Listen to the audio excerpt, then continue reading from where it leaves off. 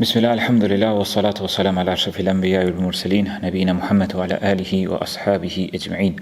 Allah në falenderojmë, selamat dhe salavatet qofshin për më të dashurin tonë Muhammedin sallallahu alaihi wa sallam, familjen e tij, shokët e tij dhe gjithë ata që pasojnë atë deri në ditën e gjykimit. Vllazë ndoshta në lidhje me një dua tjetër kuranore, e kemi duan e pendimit. Është duaja e pendimit të njeriu të parë. Allahu i lartësuar na tregon për fjalët të cilët ja ka mësuar Ademit alayhis salam pasi që ka ardhur në tokë dhe ja tregon se si të kërkoj falje dhe si të pendohet tek Allahu i lartësuar dhe me një formë na tregon edhe neve si duhet të veprojmë në rast të gjunaheve tona dhe në rast të gabimeve tona. Allahu i lartësuar përmend në surën Bekara فتلقى آدم من ربه كلمات فتاب عليه إنه هو التواب الرحيم. Ademi alayhis salam pranoi nga Zoti i tij disa fjalë. Zoti ia mësoi disa fjalë se si të pendohet, si të kërkoj falje Ademi alayhis salam tek Allahu i lartësuar. Innahu huwa at-tawwabur rahim, me të vërtetë Allahu është pranuesi i pendimit dhe është mëshirëbërës.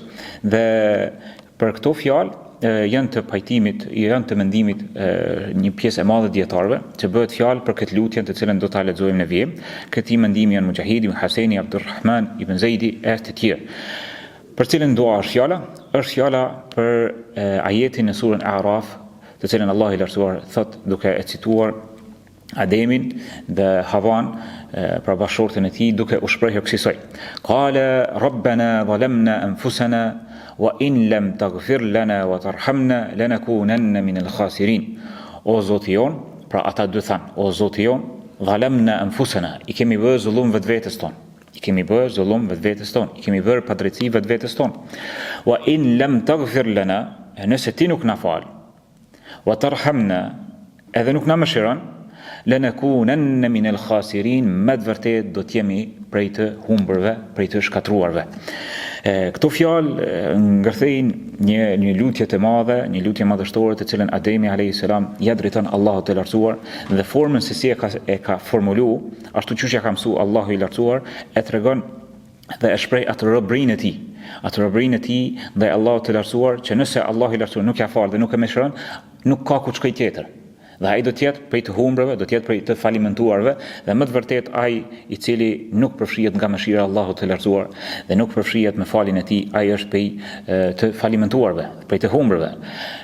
Shohim se në fillim të lutjes, qysh në fillim Ademi alayhis salam i drejtohet Allahut të lartësuar me shumë edeb, me shumë edukat, dhe i thotë Rabbana, duke ju drejtuar Allahut të lartësuar përmes rububijes së tij, se Allah është krijuesi, sunduesi, drejtuesi të gjitha çështjeve, ai që jep jetë, ai që merr jetë, domi dhe dobia është në dorën e tij, pra i drejtohet përmes kësaj emrit të bukur të Allahut të lartësuar, që është pothuajse të gjithë pejgamberët ju kanë drejtuar Allahut të lartësuar përmes këtij emri, Rabbana, o Zoti jon. Zalamna anfusana, i kemi bërë zullum vetvetes, Dhe zullumi jon që ja bëjmë vetvetes është në dy aspekte. Në aspektin e mos kryerjes së obligimeve, si duhet, apo mos kryerjes fare, edhe aspekti tjetër është shkelja e gjunaheve. Pra këtu e shohim se qysh Ademi alayhis salam në fillim të lutjes e pranon gjunahin e vet, e pranon gabimin e tij. Dhe kjo është edukata e lutjes të cilën na ka mësuar edhe pejgamberi jon sallallahu alaihi wasallam në zotriun e istighfarit, që është nga lutjet e mëngjesit dhe të mbrëmjes.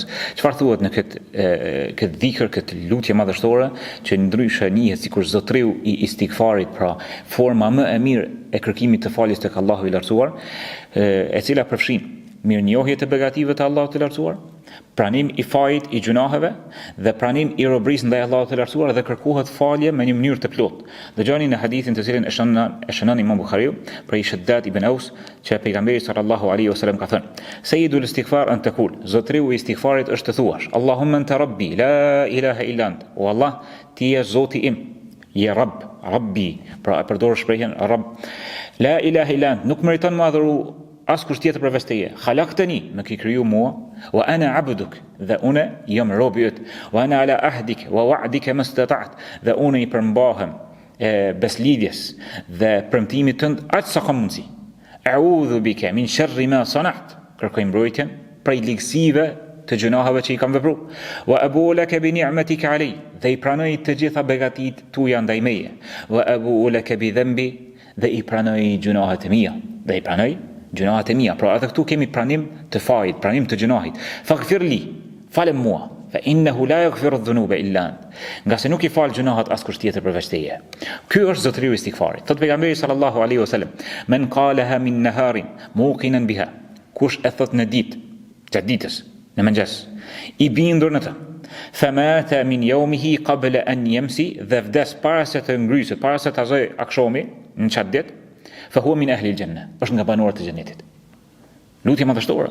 Dhe thot men qala min layli, e kush e thot natën, pra në mbrëmje. Wa huwa muqin biha, dhe është i bindur në ato çfarë ka thot. Famata qabla an yasbih, dhe vdes para se mi qel agimin, para se mi zon sabahi, fa huwa min ahli al-janna. Ky është nga banorët e xhenetit. Kjo lutje madhështore, ky dhikr madhështor, megjithatë ne e shohim veten ngafil dhe të shkujdesur, na ik ndoshta dita e nata pa e thënë këtë dhikr madhështor. Çfarë ka ky dhikr? Ky dhikr e përfshin lutjen e Ademit alayhis salam. Pra e përfshin atë pranimin e fajit. A keni pa edhe në jetën e kësaj bote kur është në gjykat, ai kriminali kur e bën një faj, edhe si formë e uljes së dënimit është kur e pranon fajin. Kur e pranon fajin dhe shpreh keqardhje dhe kërkon falje. Si formë e shtimit të dënimit ndaj tij është kur nuk është shumë i ftoftë. Nuk e pranon fajin, nuk kërkon falje, nuk nin keqardhje, është kriminal i ftoftë, domethënë me gjak ftoftë e ka kryer krimin. Kështu është edhe njeriu. Edhe njeriu kur me gjunahet e tij. Nëse se çon kokën për gjunahe, pra nuk e bën dert për cilat gjunahe ka i bën gjatë ditës e gjatë natës, nuk kërkon falje për to, nuk i pranon ato, atëherë prej kam ju fal. Prej kam ju fal, nëse nuk kërkon falje me një formë të përulësisë, të shfaqjes së Allah, në shfaqjes të robërisë ndaj Allahut të lartësuar. Kështu Ademi alayhis salam na thot dhe na tregon neve. Rabbana zalamna anfusana, i kena bo zullum vetvetes tonë. Dhe këtë pranim të fajit, pranim të gjunaheve, Allah i lartësuar e ka lavdru edhe prej besimtarve, të cilët i kanë pranuar gjunahet e tyre. Thot Allah i lartësuar në surën Tauba, wa akharuna i'tarafu bi dhunubihim, khalatu amalan salihan wa akhara sayyi'a, asallahu an yatuba alayhim inna Allaha ghafurur rahim. Dhe disa të tjerë prej besimtarve janë të cilët i pranojnë gjunahet e tyre, kanë përzi, kanë ngatru, i kanë përzi mes veprave tyre të mira dhe veprave tyre të këqija. Allahu i lartësuar ja pranon atyre pendimin. Allahu me të vërtetë është falës dhe mëshirues. Pra e shohim që besimtari vazhdimisht është mes begative, mes veprave të mira në anën tjetër dhe në anën tjetër mes gjunaheve. Pastaj i pranon që nuk është sa duhet mirënjohës ndaj begative të tij. Vazhdimisht e ndjen veten si nuk është ka jep hakun Allahut të lartësuar, nuk është ka jep të drejtën Allahut të lartësuar, nuk është ka plotson si duhet, kërkon falje përmes kësaj lutje. Pse besimtari duhet të ndjek këtë qëndrim? Nga se besimtari kur shton veprat e mira, kur bën veprat e mira, është i rrezikuar nga vetë pëlqimi, është i rrezikuar nga syefatësia, mendon që është ka bën namin, që është ka i bën disa vepra, i duket se ka bën kush e diçka, përderisa është ka e fal namazin e taravive. E nuk e din i shkreti ky njeri, ky besimtar, që gjitha këto i ka begati prej Allahut të lartësuar dhe asnjëherë nuk mund ta falënderoj Allahun e lartësuar, ku edhe vetë falënderimi kur ti e falënderon Allahun është begati shtesë prej Allahut të lartësuar. Pra ti e vazhdimisht sillesh mes begatisë në begati. Prandaj Allah i lartësuar na ka mësuar këtë lutje të Ademit alayhis salam, i cili thon Rabbana zalamna anfusana.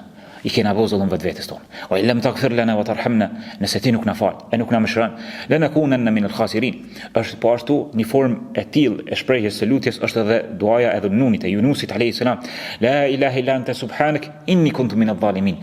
Nuk ka zot tjetër përveç teje o Allah, i lartësuar je, pa të meta je. Unë isha me të vërtetë nga zullumçarët. Pra shohim që Ademi alayhis salam në këtë lutje të cilën e ka lutur Allahun e lartësuar, na ka mësuar ne se formën se si ta lutim edhe ne Allahun e lartësuar. Po thot në këtë lutje, wa illam taghfir lana wa tarhamna lanakunanna min al-khasirin. Këtu po i varet të gjitha shpresat e tij tek Allahu i lartësuar. Se nuk ka shpëtim. Nuk ka shpëtim. Dhe nuk ka dikush që e mund ta shpëtoj nga dënimi në ahiret përveç mëshirës dhe faljes së Allahut të lartësuar. Maghfira, kërkimi faljes është mi ambulu gjunahet. Rahme, mëshira, është shtesë mbi këtë kërkimin, mbi këtë mbulimin e gjunaheve. Pra shtesë mbi mbulimin e gjunaheve, dhe kjo është ajo lutja e plot kur ti e kërkon prej Allahut të lartësuar që edhe me t'i mbulu gjunahet, po edhe me të mëshiru, edhe mos marrë në llogari, po me të përfshi me mëshirën e tij dhe me të shpërbly me xhenetet me të cilat i ka përgatitur Allahu i lartësuar për besimtarët të cilët i bindën dhe i nështrohen atij. Subhanakallahumma bihamdik, la ilaha illa ant, astaghfiruka wa atubu ilaik.